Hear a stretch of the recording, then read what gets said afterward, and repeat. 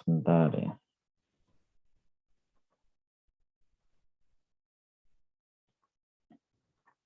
Saya coba share screen ya, presensinya. Nah ini presensi pertemuan 3 ya. Jadi silakan ini kalau diklik ya, terus silakan isi presensi. Nanti ada pilihan izin, terus ada pilihan hadir ya, sama pilihan ya yang sakit ya. Semoga nggak ada. Nah ini udah ada yang 2 yang mengisi dari 31, jadi 31 yang belum mengisi. Gitu ya. Oke, monggo nanti masih ada waktu setelah selesai kuliah, masih ada waktu sampai 9.30 ya. Ini kita dari nggak sampai 1 jam. Nah materi ini ini ada rangkuman semua ya, modul manajemen industri. Nah ini dari universitas lain. Ini dari saya belum menemukan modul yang ada ini pertama kali saya mengajar ini ya. Jadi sebenarnya harusnya ada buku yang versi bahasa Inggris. Namun saya coba mencari yang Indonesia cukup sulit. Jadi ini nggak apa-apa ya. Ini referensi dari UNY. Nah, soalnya manajemen industri ini nanti ini ya diganti ya. Jadi kurikulum yang terbaru itu anak-anak yang baru masuk 2021 saat ini yaitu sudah menggunakan kurikulum baru. Nah, ini diganti manajemen industri dengan manajemen energi. Ya. Ini karena materi ini terlalu banyak yang masih sosial ya. Jadi lebih ke FEB ya. Nah, kalau manajemen energi itu selain kita belajar manajemen ya secara singkat, namun menitik beratkan yaitu penghematan suatu energi ya. Jadi ini terlalu materi semua ya, nggak ada hitung-hitungan atau apa. Jadi akhirnya diganti nanti kurikulumnya. Nah, namun adik-adik yang 2020-2019 yang udah mengambil manajemen industri nanti akan dikonversi menjadi manajemen energi ya. Nah, itu lebih relevan ya dibanding manajemen industri yang terlalu monoton ya. Belajar kami nggak apa-apa ya. Kita masih kurikulum lama. Kalau manajemen energi itu selain belajar bagaimana cara udah related ya dengan teknik ya, penghematan audit energi ya. Penghematan energi itu salah satu dari memperoleh keuntungan pastinya ya, benefit. Nah, juga belajar tentang manajemen sesuai SOP ya dari ISO 50001. Ada standar internasional. Jadi ini juga ada ISO-nya juga ya. Ini lebih ke manajemennya ya. Terlalu banyak pembahasan yang terkait manajemen. Baik, jadi monggo silakan dibaca. Ini saya pertemuan 2, 3 dan seterusnya mengambil dari sini ya. Mengambil beberapa poin yang penting. Nanti ujiannya ya, ujian kalau ada kuis atau apa, itu semua materi saya dari sini ya. Dan itu walaupun saya bilang close book, sebenarnya Dadi udah bisa buka buku ya. Jadi kalau online gini nggak bisa bilang close book. Apalagi materi gini ya. Silahkan dibaca ya. Biasanya.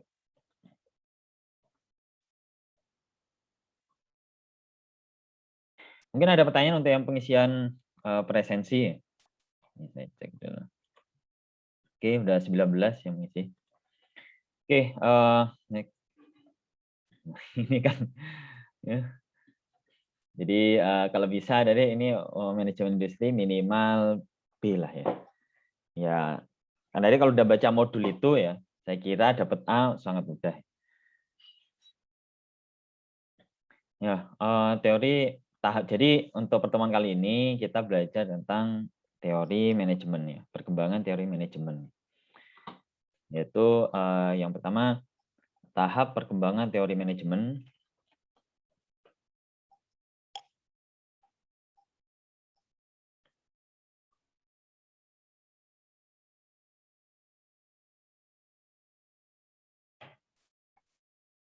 Yaitu teori manajemen kuno.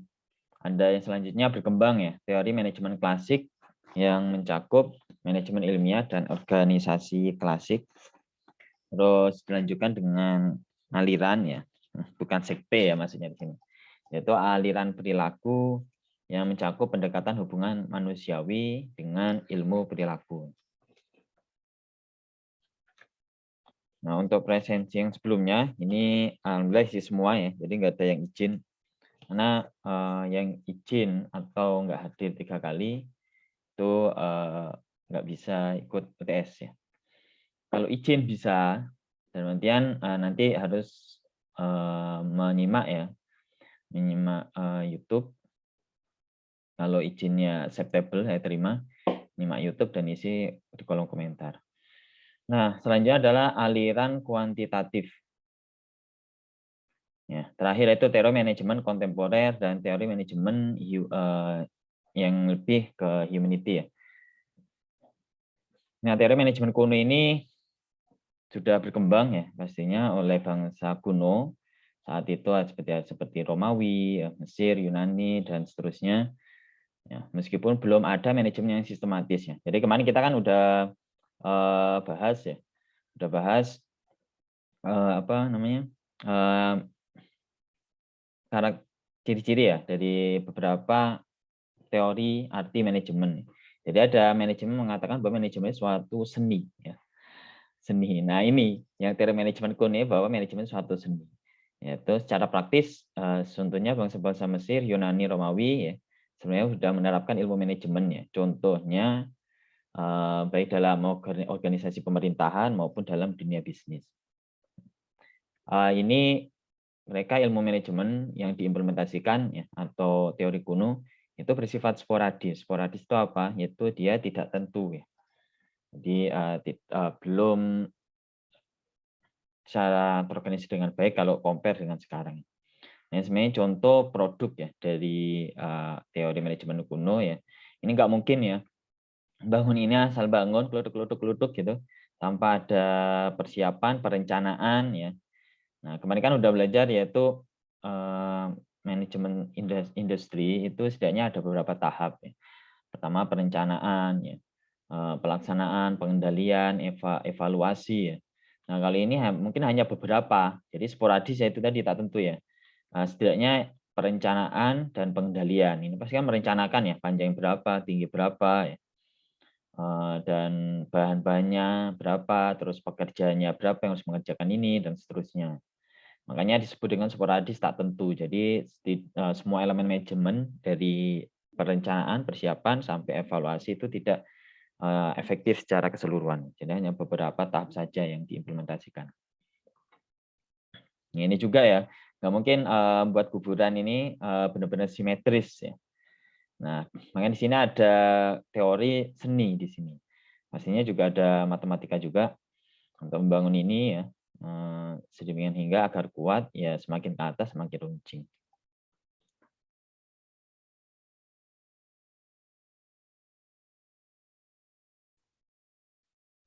Dan beberapa contoh lainnya. Ini hanya beberapa saya ambil pick. Nah, contoh nyata ya manajemen kuno. Yang pertama ya, orang yang mau belajar ilmu manajemen perdagangan pastilah perlu magang ya atau belajar kepada orang yang sudah berpengalaman agar mampu menyerap ilmunya dengan baik. Contoh lain ya, ini yang di dunia di pondok pesantren ya, seorang santri itu harus magang atau belajar kepada gurunya atau kiai selama bertahun-tahun ya untuk memahami atau mendalami ilmu gurunya. Jadi memahami perlu praktik bahkan mahasiswa yang ingin atau praktek industri juga harus mempelajari aplikasi ilmu yang didapat di kampus. Ini beberapa contoh nyata. Nah, teori selanjutnya tadi yang kuno ya. Ya, selanjutnya ini adalah teori manajemen klasik. Jadi ada beberapa tokoh ya yang cukup terkenal. Ini Pak Robert sama Pak Carles ya. Nah, ini kalau yang pertama, bahwa manajemen itu difokuskan pada penggunaan faktor produksi dan tenaga kerja.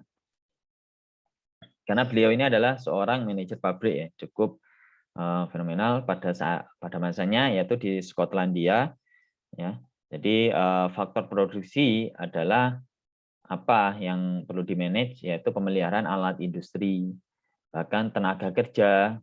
Loh, tenaga kerja manajemennya gimana ya? Selain pembagian kerja berapa jam, jadwal ini siapa, yaitu juga ada kompensasi, tunjangan kesehatan dan tunjangan lainnya.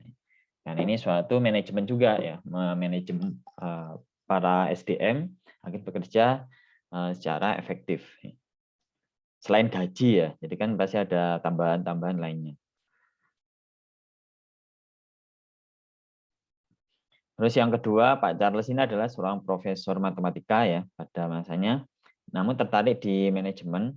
Nah, ini beliau adalah penemu kalkulator, sehingga hubungannya yaitu manajemen terkait peningkatan produktivitas ya, yaitu harus dicapai dengan melakukan efisiensi proses kerja, sehingga akan menurunkan biaya produksi. Jadi ada suatu perencanaan ya, perhitungan begitu. Jika bekerja sekian, bekerja dalam waktu berapa jam sehari, itu membutuhkan biaya berapa, ya pengeluaran berapa ya, kan ada ininya ya, ada aplikasinya. Terus sehingga penjualan sekian dan seterusnya, sehingga kemudian dapat.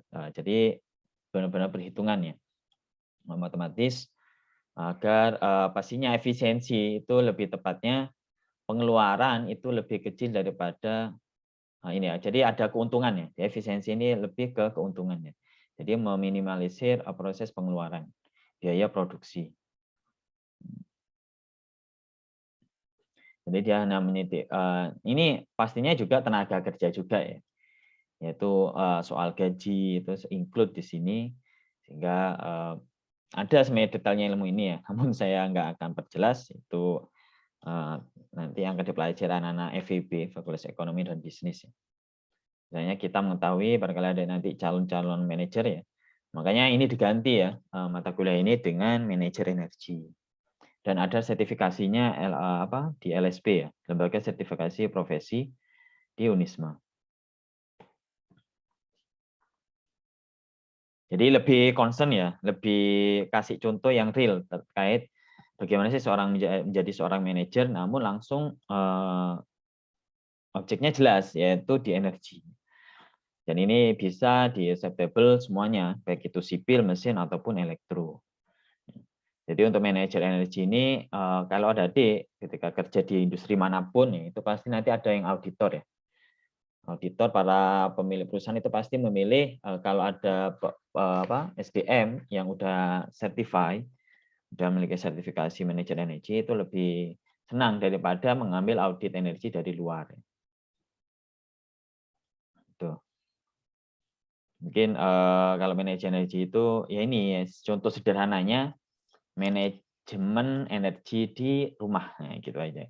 Jadi bagaimana penggunaan konsumsi listrik ya, pemilihan bahan-bahan listrik ya, yang kalau contohnya ya AC saat ini kan udah pakai inverter dan seterusnya, sehingga menghemat energi listrik yang disedot ya untuk perpindahan panas ya, dan seterusnya. Itu contoh sekilas ya. Terus ada lampu-lampu yang luxnya cukup tinggi, namun nilai watt-nya itu cukup rendah. Ya, program selanjutnya adalah teori manajemen ilmiah, yaitu pemanfaatan cara-cara atau metode ilmiah. Ini sebenarnya saya mengambil dari modul tadi, monggo bisa dibaca, namun saya hanya pick yang poin-poin saja. Untuk menyelesaikan suatu pekerjaan dengan cara terbaik atau optimal ya. Jadi prinsip manajemen ilmiah yaitu yang pertama menghilangkan trial dan error atau coba-coba ya. Jadi ini udah pasti ada ya. Kemarin saya sempat kerja praktek ataupun kerja, itu pasti ada trial dan error ya. Sebelum semisal membuat suatu mesin atau membuat suatu instrumen untuk alat ukur, pasti kita uji coba dulu, coba error sampai minimize error ya, minimalisir error yang terjadi ya. Coba-coba dan menerapkan metode-metode ilmiah berdasarkan ilmu pengetahuan di setiap unsur-unsur kegiatan.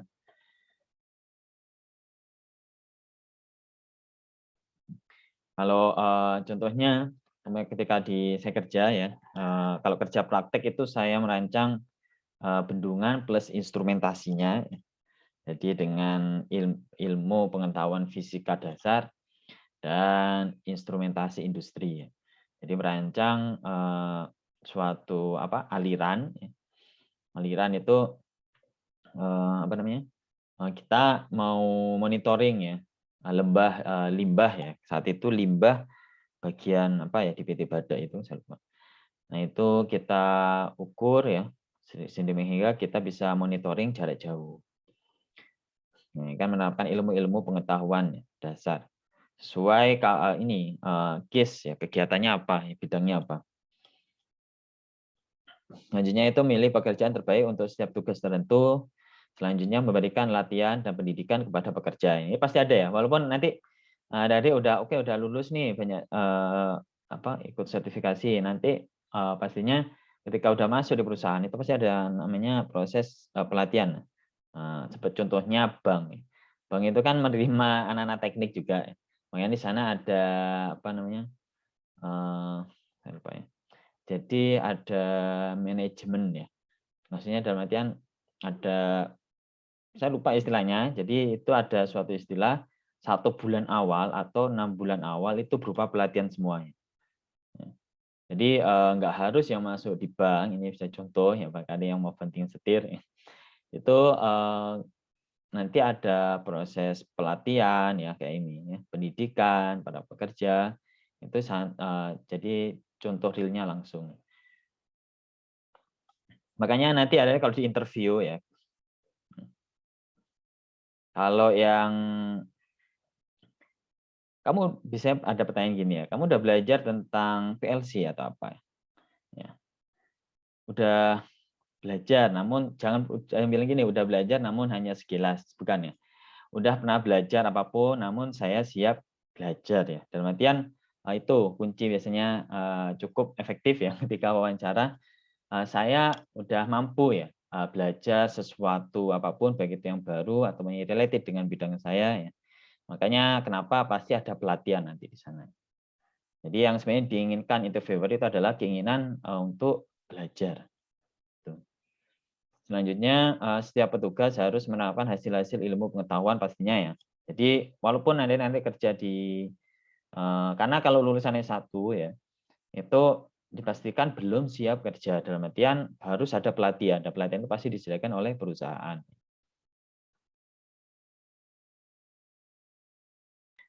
Normalnya pelatihan itu minimal 1 bulan. Pelatihan 1 bulan.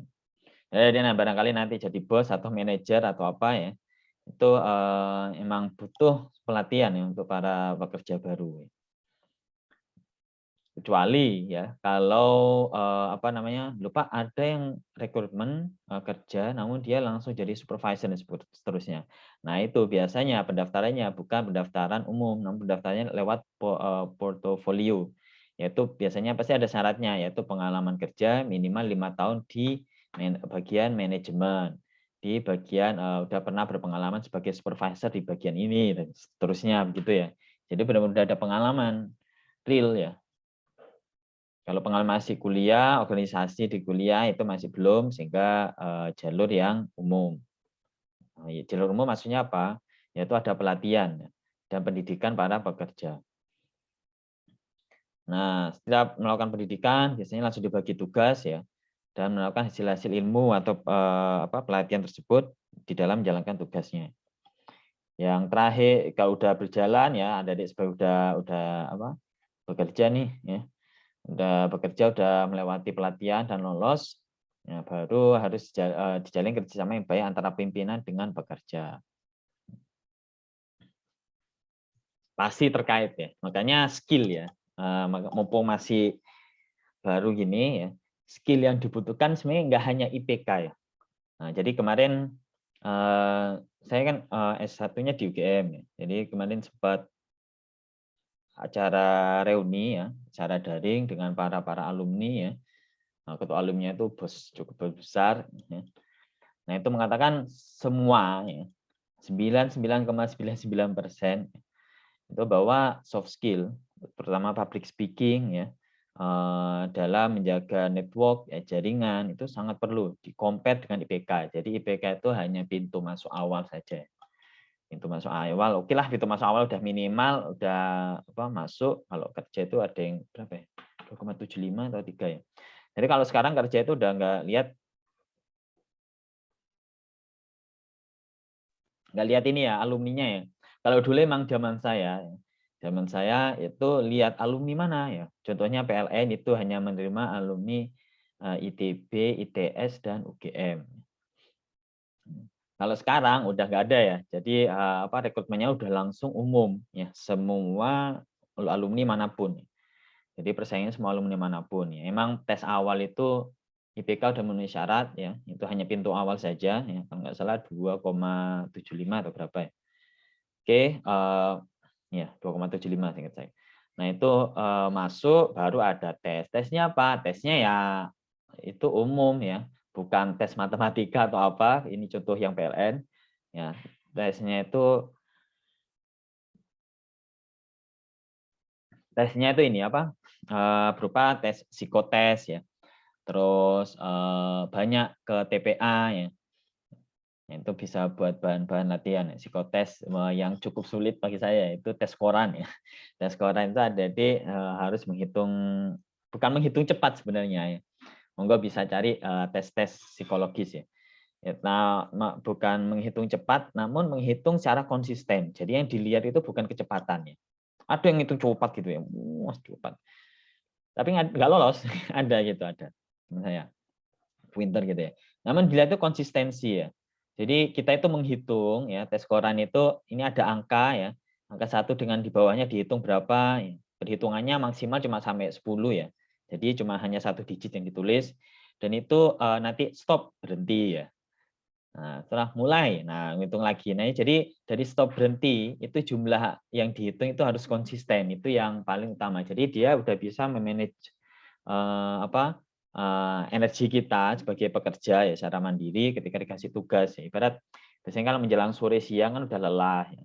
Nah, itu tes itu sebenarnya menunjukkan bahwa kita nggak mudah lelah, konsisten. Jadi ibarat kalau ada dek lari, ya, lari itu sebenarnya yang efektif itu jangan lari langsung cepat gitu ya.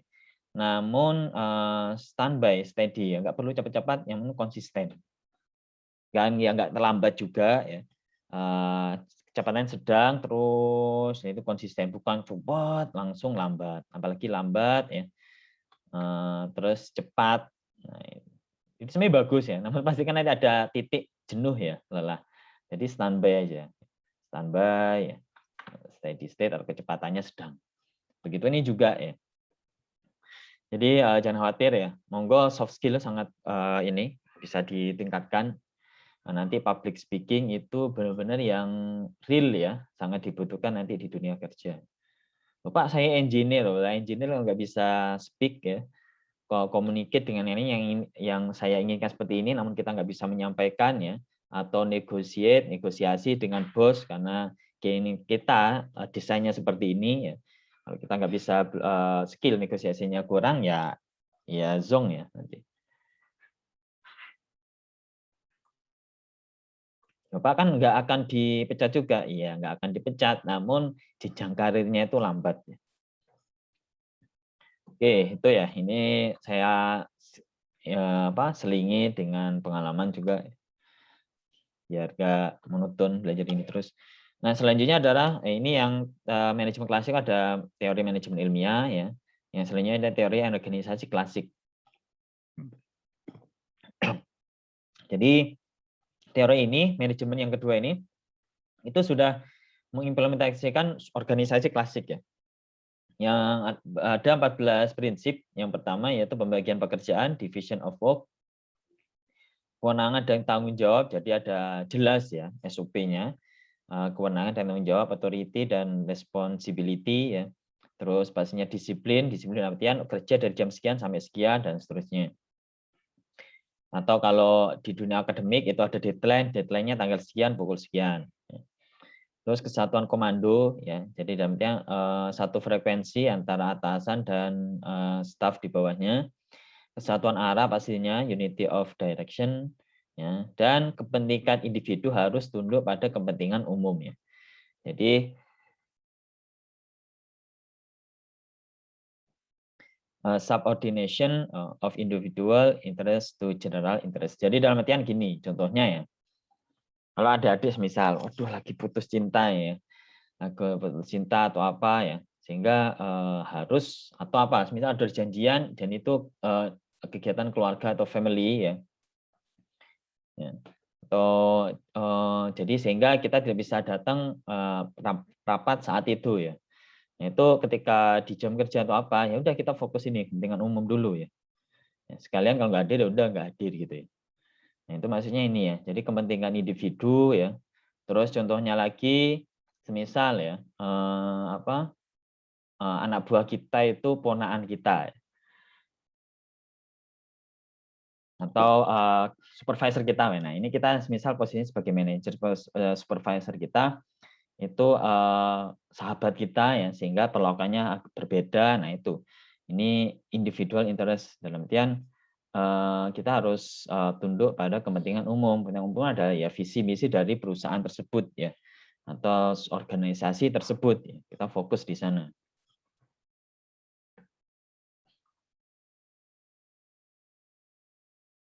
Terus selanjutnya ada gaji, pastinya ya. Ada gaji yang nggak ada bekerja, sentralisasi atau pemusatan wewenang ya. Ini PJ, wewenang untuk bagian ini siapa, itu udah jelas SPP-nya. Pastinya berjenjang ya. Berjenjang ini instruksinya contohnya ya dari staff ke supervisor, nggak mungkin langsung staff ke manajer atau staff ke direktur ya. Itu pasti berjenjang ya, staff koordinasinya ke supervisor, supervisor koordinat dengan manajer, manajer koordinat dengan direktur, direktur koordinat dengan presiden. Makanya nggak ada ya, presiden rapat langsung dengan staff. Kecuali staffnya benar-benar menemukan suatu, semisal industri di IT ya, menemukan suatu antivirus yang menyelamatkan ya, menyelamatkan perusahaan cloud atau perusahaan IT tersebut ya, sehingga ada apresiasi dari presiden ya, CEO. Nah, itu kan pasti kan hanya momen ini ya, insidensial atau di luar dari hierarki tersebut ya. Ya, hanya kondisi-kondisi khusus. Terus ketertiban ya pastinya, keadilan udah pasti ya. Contohnya ya pembagian tugas ya. Karena ini adik saya kasih tugas hanya 2 jam saja ya. Sisanya itu 8 jam minimal dan seterusnya. Stabilitas jabatan pegawai ya.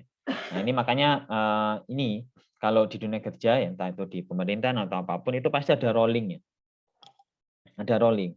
Nanti ini rollingnya ya ini biasanya untuk dia pertama ya untuk ya mengetahui secara keseluruhan itu biasanya di rolling itu biasanya para manajer ke atas up ya. Nah, itu kan kalau mau jenjang karir ke atas kan harus misal direktur bagian produksi ya. Kan engineer-nya banyak itu ya. Jadi dia rolling. Jadi direktur ya harus menguasai di semua aspek industri ya, baik itu di contohnya saya ya, itu di Yamaha kemarin itu ada di elektronik, engineer elektronik ya, kelompok elektronik, ada kelompok kayu, jadi lebih ke chemical ya, kimia, kelompok mesin ya, kelompok perakitan dan seterusnya. Jadi makanya biasanya ini manager up itu ada rolling. Ibarat kandidat direktur ya. Jadi mengetahui, jadi nggak hanya fokus, makanya kita nggak mungkin ya hanya fokus di benar-benar rigid di bidang kita, itu pasti nanti koordinat dengan yang lainnya, saling terkait. Nggak hanya sesama engineer ya, bahkan kita ketika saya ngurus vendor itu pasti akan koordinasi dengan finance, anak-anak ekonomi ya. Terus dengan tim warehouse ya. Warehouse itu pengumpulan barang-barang, terus quality control dan seterusnya, banyak ya kita koordinasinya. Makanya public speaking sangat perlu. Kalau saya lihat ya yang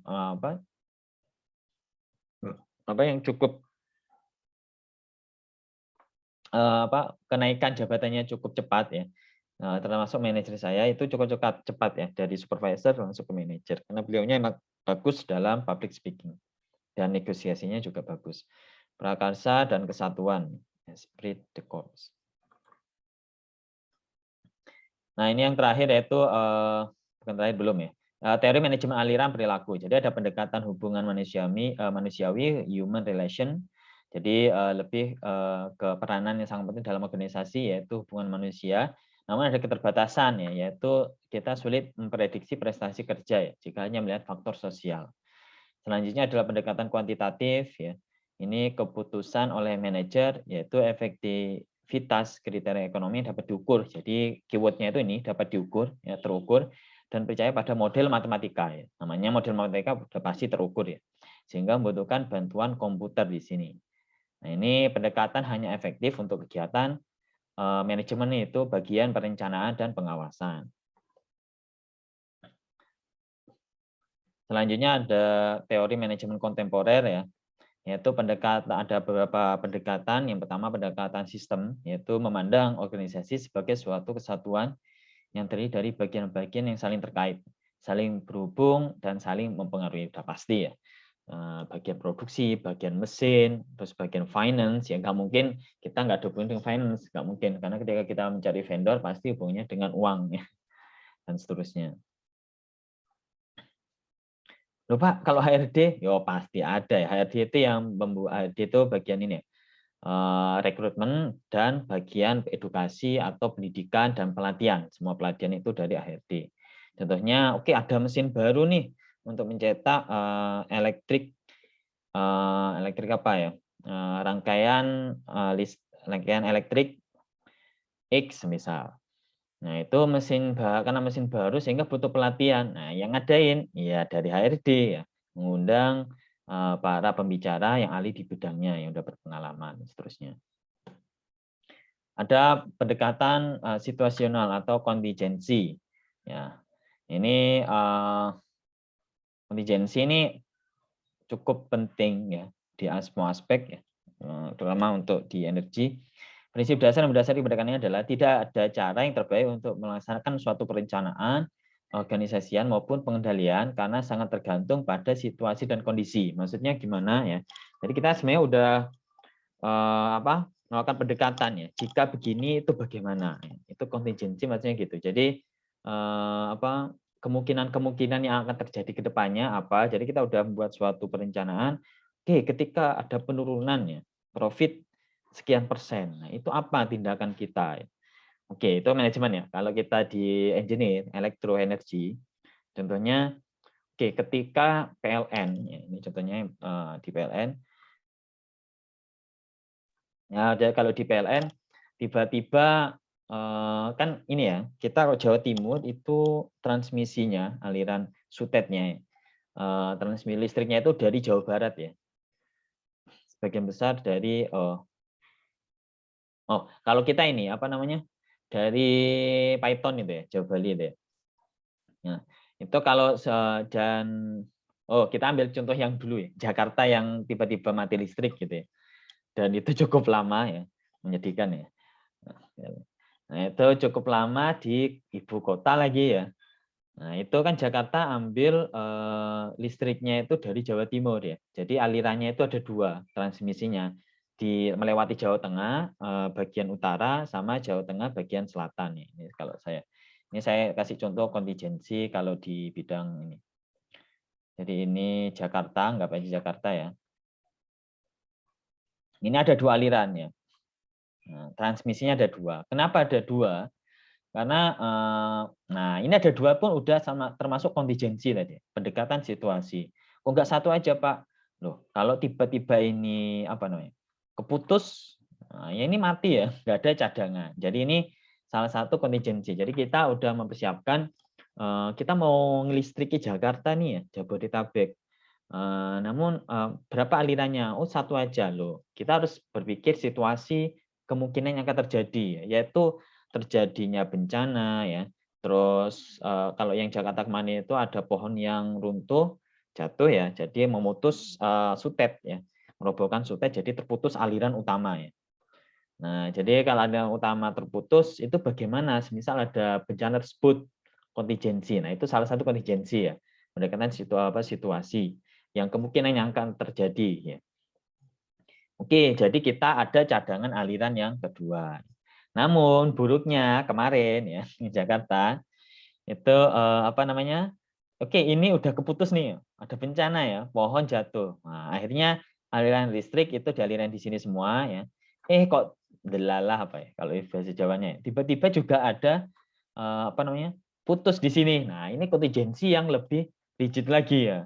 Jadi kita, PLN di Indonesia itu enggak memikirkan kontingensi ini. Cukup buruk ya. Kemarin pengalaman saya di Taiwan itu PLN-nya udah memiliki pendekatan ini ya. Bagaimana alirannya ketika benar-benar terputus semua? Itu apakah ada cadangan? Nah, itu kita di PLN Indonesia nggak terpikirkan ya. Makanya wajar kalau banyak yang korup ya, listrik mahal. Nah, ini mikirnya ya, mikir kekayaan sendiri ya. Karena PLN mentang-mentang perusahaan satu-satunya di Indo ya, yang udah pasti laku, jadi manajemennya cukup buruk ya. Ini. Ini parah ini ya, bahkan di komen ya sama beberapa negara lain ya. Nah ini keputus semua. Nah jadi nggak mikir ya, nggak mikir bagaimana. Ini salah satu kita belajar manajemen ya. Nah kalau di negara yang maju ya kita nggak usah jauh-jauh lah. Mungkin pengalaman saya karena saya proyeknya juga di PLN sana Taiwan. Nah itu ada cadangan pembangkit ya. Yaitu pembangkitnya itu cadangan. Ketika ini aliran, ini jadi ada mengalir di Jakarta ya. Ketika dua-duanya aliran utama ini putus. Jadi ada cadangan yang dia fleksibel. Cadangannya banyak. Nah ini ya. Jadi kontingensi itu ya. Jadi kita memikirkan kondisi-kondisi yang sekiranya akan terjadi itu apa yang akan bisa kita lakukan. SOP-nya itu gimana ya. Contohnya kita kalau mengendarai mobil ya. Engkau kalau oke saya lewat sini nih ya. Namun kalau macet gimana? Apakah ada alternatif? Nah, itu kita udah memikirkan pendekatan situasi, kontingensi. Oke, nanti kita bisa belok kiri lewat jalur cepat atau jalur X dan seterusnya. Oke, ini pendekatan situasional ya ini ya tadi ya. Nah, ini pendekatan ini banyak digunakan ya sampai saat ini pastinya para manajer modern di seluruh dunia. Karena pendekatan ini sangat relevan pada situasi dan kondisi sebagai berikut. Yang pertama, globalisasi permintaan akan kepemimpinan yang responsif ya. Responsif ya tadi ya. Jadi kita manajer, calon-calon manajer nih tadi semua itu udah memikirkan oke, oh ini lancar-lancar aja nih produksi, lancar-lancar aja nih aliran listrik. Namun kita sebagai manajer udah memikirkan kemungkinan apa, yaitu pendekatan situasional. Kalau begini bagaimana nih eksekusinya? Kalau begini bagian udah tertulis SOP jelas, jadi dijuluki responsif ya. Jadi tadi kalau aliran terputus semua ya, itu bagaimana ya? Makanya lucu ya kalau pejabat ya, memang beda ya. Kalau di Taiwan pernah mati listrik ya, itu sebelum saya studi sih. Mati listrik hanya nggak sampai 3 menit. Itu ibarat direktur PLN-nya di sana itu langsung memundurkan diri. Nggak asal mundurkan diri, tetap dieksekusi ya, bertanggung jawab dan minta maaf, mundurkan diri ya. Kalau di Indo enggak ya, tetap mempertahankan posisi ya, ngotot. Kemarin saya mau tetap mempertahankan ya, di mana Pak Jokowi gini-gini, tetap mempertahankan gini-gini ya. Waduh itu ya. Itu ya. Dia merasa apa namanya? Ya tanggung jawabnya ya nggak becus lah, hanya gara-gara 3 menit ya. Lah itu 3 menit. Lah ini Jakarta berapa jam itu? Ibu kota lagi ya. Mungkin kalau Malang sih nggak apa-apa lah ya. Jakarta ya ibu kota ya. Sangat menyedihkan.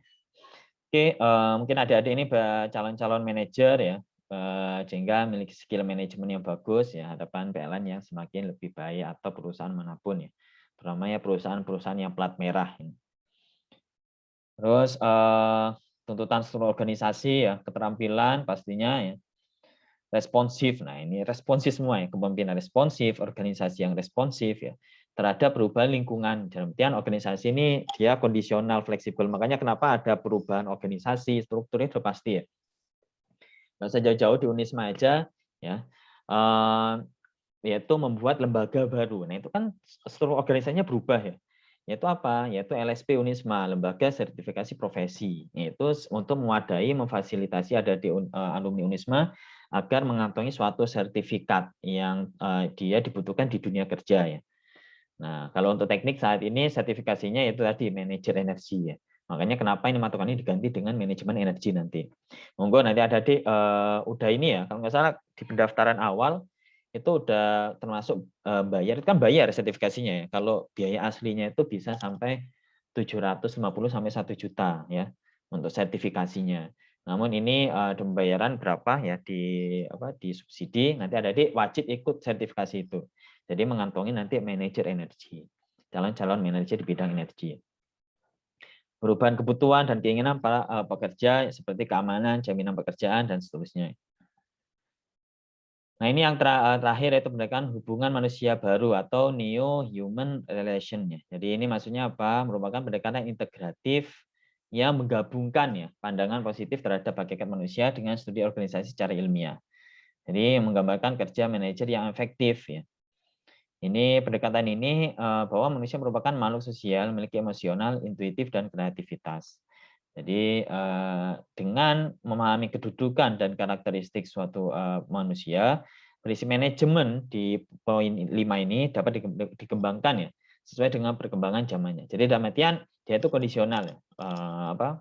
Manajemennya contohnya apa sih, kan ada perubahan ilmu ya, ada penambahan ilmu, terus ada perubahan tuntutan. Nah, itu yang merubah yang terkaitannya dengan kita pekerja, kita sebagai manusia. Ini yang terakhir yaitu gabungan semuanya ya.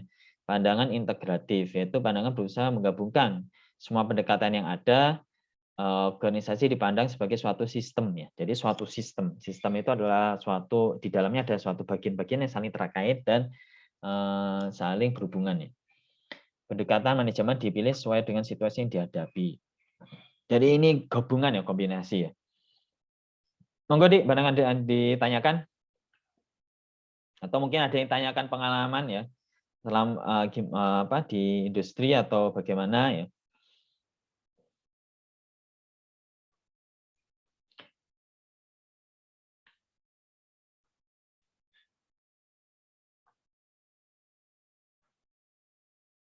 Halo? Karena teori jadi langsung hafal semua nih. Mungkin kalau tanya-tanya terkait pengalaman atau selama di industri atau gimana silahkan. Tadi itu ya benar-benar soft skill ya. Monggo soft skill adik-adik bisa ditingkatkan. Lewat apa? Ya bisa lewat di HME, Himpunan Mahasiswa Elektro, atau lembaga studi lainnya ya. Atau Pak mungkin atau mungkin di luar ya silahkan. Jadi belajar ya public speaking ya. Ngomong, bicara ya. Adik-adik ini calon manajer ya. Calon manajer ya harus bisa manage. Manage nggak bisa Pak, tinggal tulis tangan nyuruh nggak bisa ya. Iya, harus ada manajemen yang sesuai SOP. Ini yang presensi jangan lupa ya. Ini masih ada 6 yang belum isi.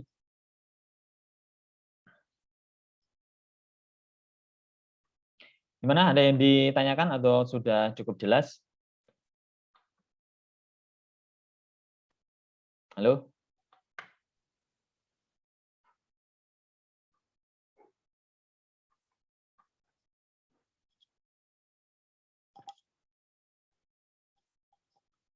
Pak, saya mau bertanya, Pak. Ya, monggo Mas Varianda. Bisakah orang sukses jika soft skill dan hard skill-nya tidak imbang, Pak? Jadi berat sebelah gitu, Pak. Itu pertanyaan ya. Terima kasih Mas Varianda. Ini keaktifan saya ini.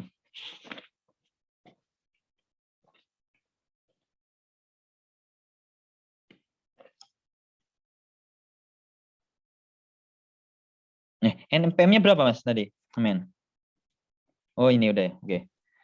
Ini 20 terakhirnya. Ya. Jadi Mas Bima ya, Mas Variandana. Nah itu bagaimana kalau nggak seimbang ya?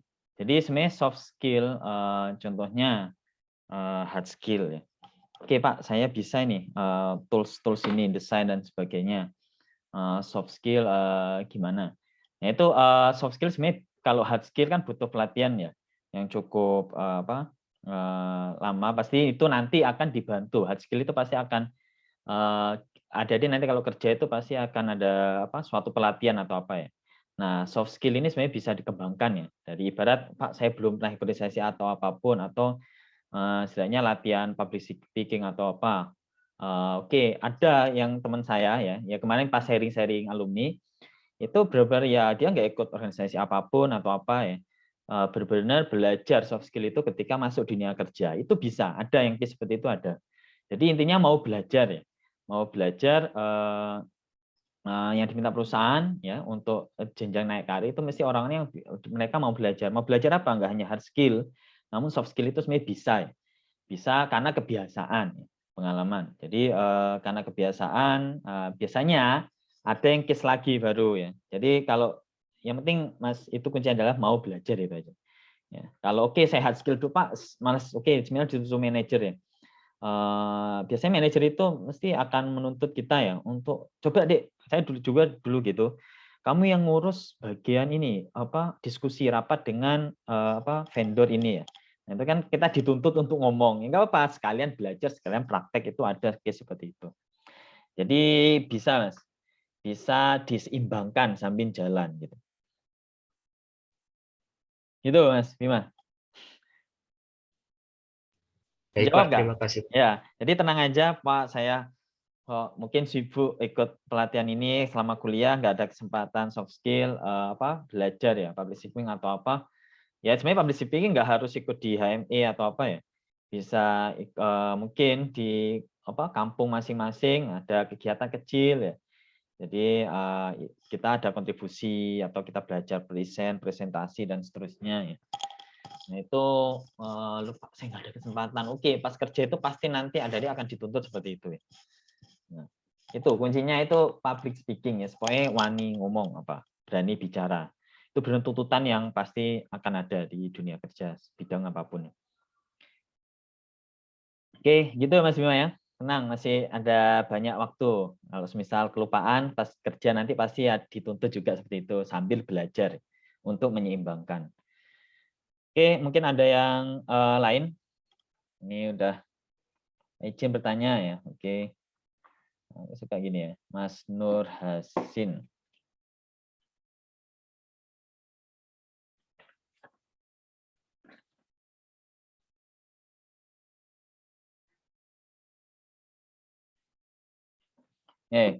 Kenapa di Indonesia sendiri manajemen industrinya masih dianggap rendah? Hal apa yang harus kita tingkatkan untuk mempersiapkan diri untuk masa depan Indonesia yang lebih baik? Waduh, ngabot ya Indonesia. Jadi gini ya, apa namanya? Kalau ini dari ada pertanyaan ya dari Mas Muhammad Nur Hasin ya. Hal apa yang harus kita tingkatkan ya? Jadi ini pertama ya, kalau ngomong ini ya, beberapa Indonesia pertama ya, dalam artian ya case-nya contohnya mungkin Pertamina atau plat merah ya. Terus PLN, saya mungkin sharing dari pengalaman para pekerja yang pernah bekerja di sana ya. Dan share itu salah satu pertamanya itu moral dan integritas. Moral dan integritas. Ini apa? Kalau saya compare ya dengan perusahaan yang kemarin Jepang, kalau itu ya disiplin dan integritasnya itu cukup tinggi ya. Contohnya ya mungkin yang related dengan saya pengalaman di ini yang di Jepang itu ketika kalau Indonesia ya biasanya Indonesia ini ada uang-uang. Jadi kita kalau mau nyari vendor nih ya, mau nyari vendor ini mungkin saya ada pengalaman dulu sebelum menjawab dari pertanyaan Mas Yasin ya.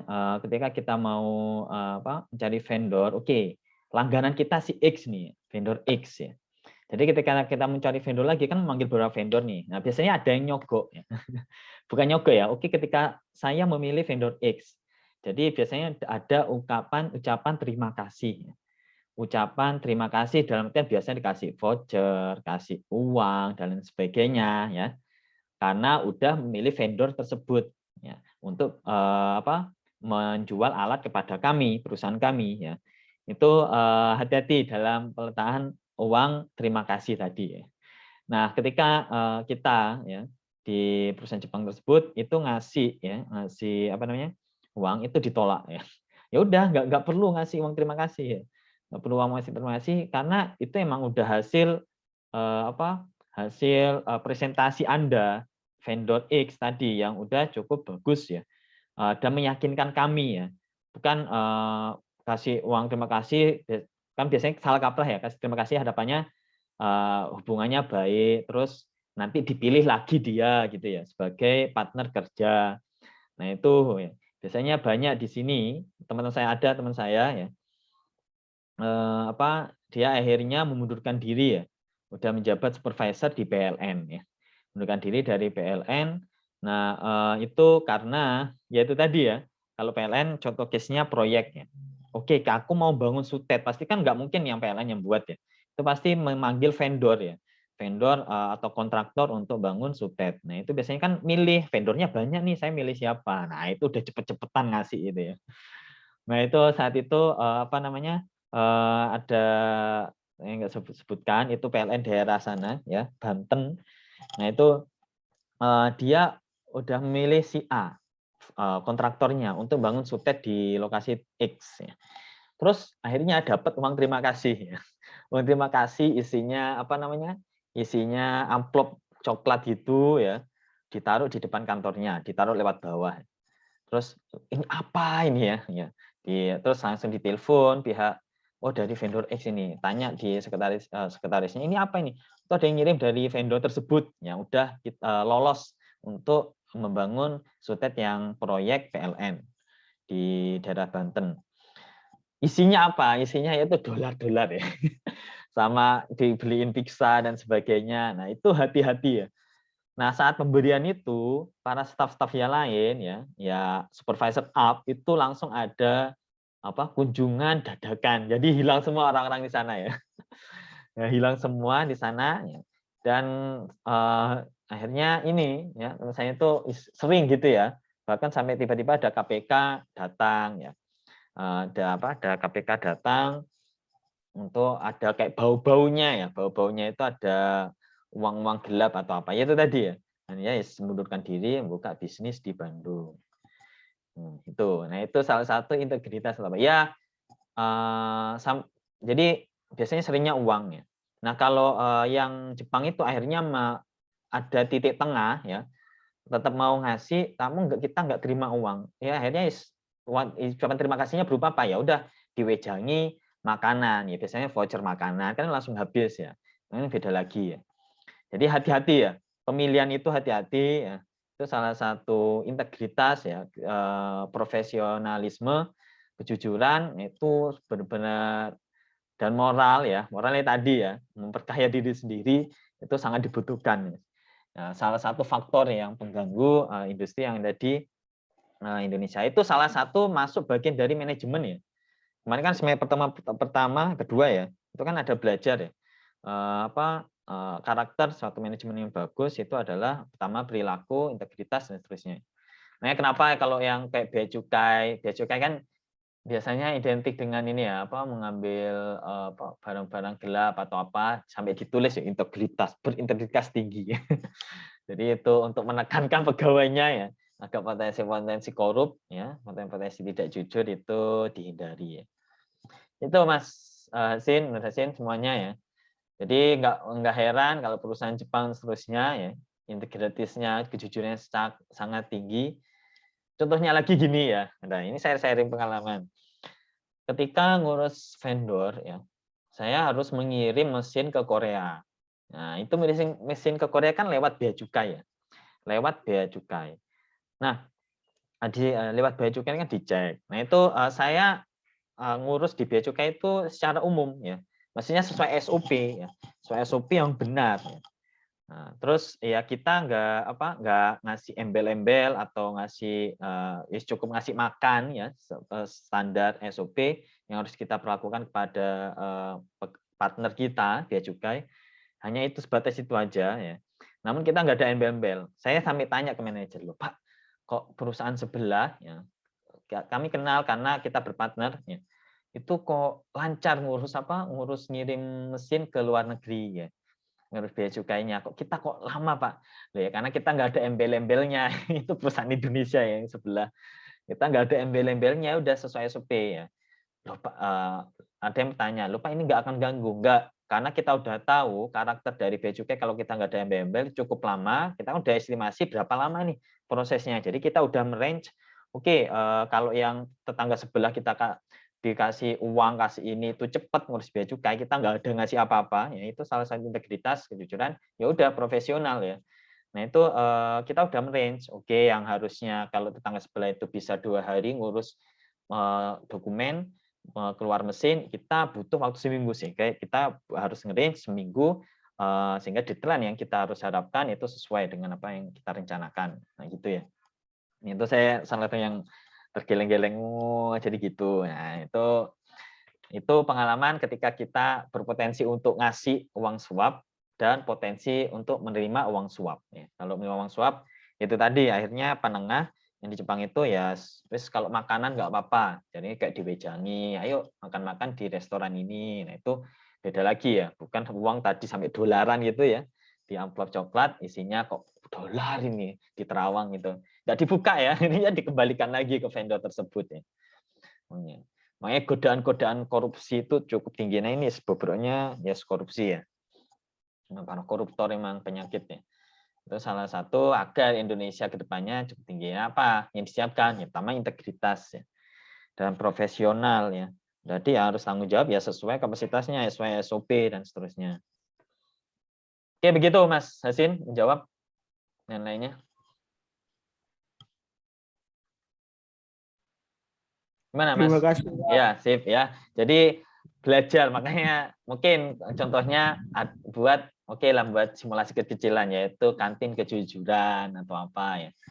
Nah itu menguji manajemen kita, integritas kita ya. Wah kita benar-benar jujur ya. Padahal jujur itu harus ya. Tuntutan ya. Kanjeng Nabi aja disebuti itu ya. Ya kita harus ya belajar ya mengikuti amalan-amalan Kanjeng Nabi. Ya sih ya, jujur dan integritas nggak profesional. Nah ini mungkin perlu ditingkatkan untuk Indonesia yang lebih maju. Mungkin Mas Nurhasi mau, wah saya, ya. Tapi mesti potensi gitu ada, hati-hati pokoknya ya. Sampai dosen saya ketika di UGM cerita juga gitu ya. Di apa beliau saya ikut di studi energi UGM. Jadi ada nawarin proyek ya. Kita nggak mau sih belum, kita nggak malu. Ada yang memaksakan gitu ya. Sampai ada ancaman, hati-hati gitu ya. Jadi kayak ada yang sampai mengancam, ada kadang-kadangnya orangnya terpaksa ya nerima karena diancam. Contohnya mengambil data-data family atau apa, foto atau apa. Nanti kalau kamu nggak terima ini saya ancam ini. Nah itu ada seperti itu. Dosen saya cerita gitu ya. Alhamdulillah selamat ya. Nggak jadi meloloskan ancaman itu ya. Diancam itu ya keluarga dosen saya, Pak Rahmawan ingat saya cerita itu ya. Hampir terharu hampir menitikkan mata lah ya. Saya cerita, jadi hati-hati ya gitu ya. Bisa aja kita jadi korban ya dan seterusnya. Jadi hati-hati, birokrasi yang ribet dan cukup tinggi di Indonesia emang ada potensi-potensi seperti itu ya. Ibarat oke kalau kita nggak sabar dengan birokrasi yang lama, Pak ngurus dan lama ya, yaitu kita nanti bisa memakai jalur cepat. Nah, itu ya sudah nggak profesional dan integritasnya udah berkurang.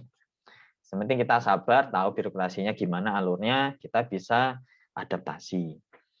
Oke, tepat jam 9 ya. Mungkin itu dulu kalau ingin didiskusi. Nanti jadi ini materinya saya sedikit lebih banyak sharing ya. Nanti ujian UTS-nya itu multiple choice ya, pilihan. Ya, harapannya dapat 100 semua. Silahkan. Nggak mungkin close book ya. Saya tetap open book. Jadi karena ini materi yang saya cukup baca, karena perlu latihan sendiri ya kita itu. Oke, mungkin saya cukupkan sekian ya. Gimana? Terakhir mungkin satu pertanyaan sampai 5 menit aja. Kalau nggak ada, oke ya, kan jam 9 kita cukupkan sekian. Alhamdulillah, semoga bermanfaat ya seni saya dan materi ini, dan kita bisa menjadi calon-calon pemimpin yang memiliki integritas tinggi dan profesional ya di kapasitas masing-masing. Ya, kita berdoa dengan baca cover majelis dan surat Al-Asr bersama-sama ya. Semoga 1 jam yang sudah lewat itu menjadi amal ibadah kita ya untuk belajar menuntut ilmu. Kalau ilmu hakikatnya ya milik Gusti Allah Subhanahu wa taala. Dan tergantung kita niatnya gimana. Alhamdulillah kita tadi diawali dengan berdoa, membaca surah Fatihah, dan kita tutup dengan cover majelis. Berdoa dimulai. Bismillahirrahmanirrahim. Subhanakallahumma wa bihamdika asyhadu an la ilaha illa anta astaghfiruka wa atubu ilaik. Bismillahirrahmanirrahim. Wa la syada innal insana lafi khusrin illa alladziina aamanu wa 'amilus sholihati wa tawassaw bil haqqi wa tawassaw bis sabr. Mungkin itu dulu dari saya. Dan terima kasih atas Katifan ya adik-adik, Mas Hasin tadi, Mas Bima ya. Dan wassalamualaikum warahmatullahi wabarakatuh. Ini yang belum presensi ada 4 ya. Monggo yang belum saya ingatkan kembali bisa isi presensi. Sampai ada waktu 9.30. Oke, saya tutup dia. Makasih, Pak. Ya, sama-sama.